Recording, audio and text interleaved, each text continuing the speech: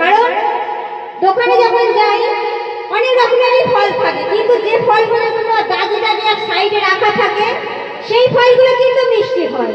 আর যখন দেখবেন সিল মারা আছে যে ফলগুলো থাকে একদম দামি ফল, কিন্তু সেগুলো কিন্তু মিষ্টি হয় না। তাই কেন মিষ্টি হয় না? কারণ তাকে দেখতে সুন্দর কিন্তু খেতে সুন্দর না। আর যাকে দেখতে সুন্দর নয়, খারাপ দেখতে, তাকে কিন্তু খেতে খুব সুন্দর। তা এখনকার দিনের ছেলে মেয়েরা আবার কি করে বলুন তো? যে জিনিসটা চকচক করছে সোনার মতো দামি ফল, সেটাকে কিনে নিয়ে ঘরে চলে যায়।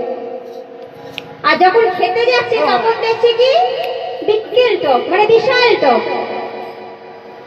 ওইটা একটু ভাসি হালকা করে, ঠিক আছে? আর যেটা দেখুন বাবা দেখতে খারাপ, সেটা কিন্তু কেউ পছন্দ করে না, কারণ দেখতে খারাপ থেকে